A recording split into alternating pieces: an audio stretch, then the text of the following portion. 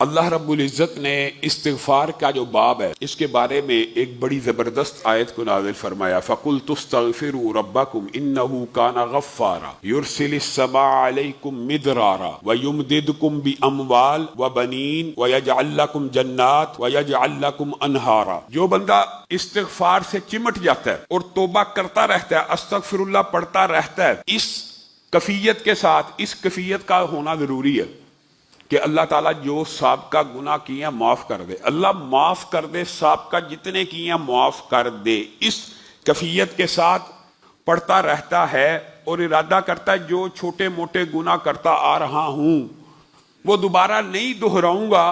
تو قرآن پاک کی یہ آیت اللہ کا، کسی مولوی کا فتویٰ نہیں ہے، اللہ کی طرف سے ہے کہ جو بندہ یہ عمل کرے گا بارشیں بھی اس کی مرضی سے ہوں گی، اس بندے کی مرضی سے بارشیں۔ کس طرح؟ ایک بندے نے فصل کے اندر دانہ ڈالا، بیج بویا، اب وہ ایک ایسے علاقے میں ہے جہاں پہ ٹیوب ویل نہیں ہے، جہاں پہ کنواں نہیں ہے، وہ صرف استغفار کے ساتھ چمٹ جائے تو جب بھی اس کی فصل کو پانی کی ضرورت ہوگی آسمان سے اللہ بادل کا ٹکڑا بھیجے گا، اس کی فصل کے اوپر برسا جائے گا۔ فَقُلْتُ اسْتَغْفِرُوا رَبَّكُمْ إِنَّهُ كَانَ غَفَّارًا يُرْسِلِ السَّمَاءَ عَلَيْكُمْ مِدْرَارًا۔ ایسی بارشیں برسائے گا آپ کی مرضی سے جو نفع مند ہوں گی، نقصان والی نہیں، بعض بارشیں ہلاکت والی ہوتی ہیں۔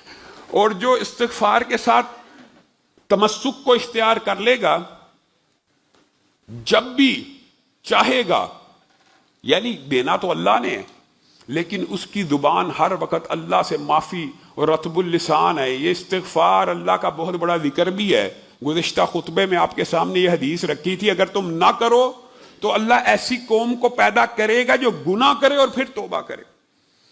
اگر تم گناہ کرو ہی نہ، اگر گناہ کیا نہیں تو استغفار سے ظاہر تعلق کمزور ہو جاتا ہے۔ رسول اللہ صلی اللہ علیہ وسلم بتائیے کیا ان کے کوئی گناہ تھے؟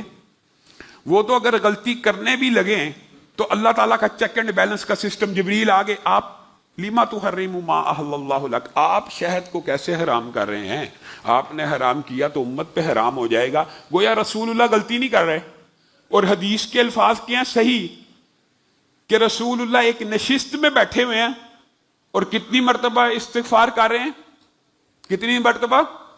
100 مرتبہ، 70 مرتبہ ایک ہی مجلس میں۔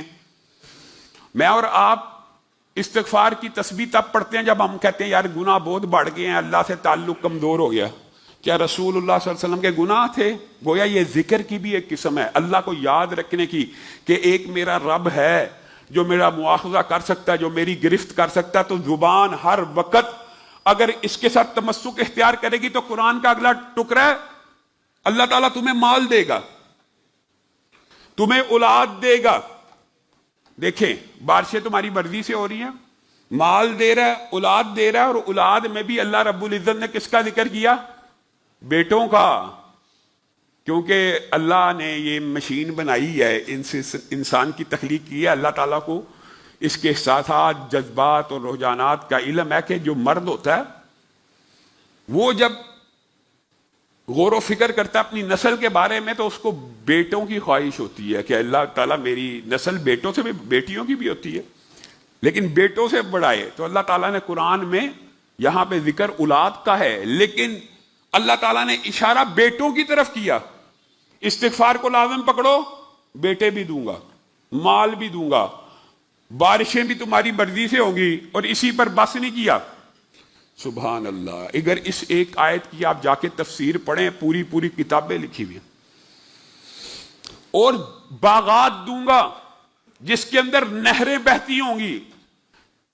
یہ جو اگر اس آیت کا ترجمہ پڑھیں نا تو اس کا مطلب یہ اگر تم استغفار کرو گے تو اللہ تعالیٰ تمہارے لیے ڈیکوریشن کا انتظام تمہاری تفنن طبع کے لیے بھی خود کر دے گا۔ ڈیکوریشن یعنی آراستہ و پیراستہ مزین کرنا۔ آپ فارم ہاؤس بناتے ہیں، وہاں پہ آپ کہتے ہیں ہمارا ایک سوئمنگ پول ہونا چاہیے، کوئی جگہ بناتے ہیں آپ کہتے ہیں وہاں پہ ایک آبشار ہونی چاہیے۔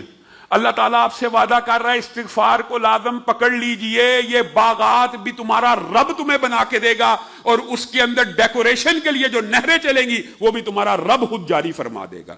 یعنی تمہیں اتنے وسائل میسر آ جائیں گے، اسباب میسر آ جائیں گے. علامہ ہشام الہی ظہیر آفیشیل چینل کو سبسکرائب کر لیں.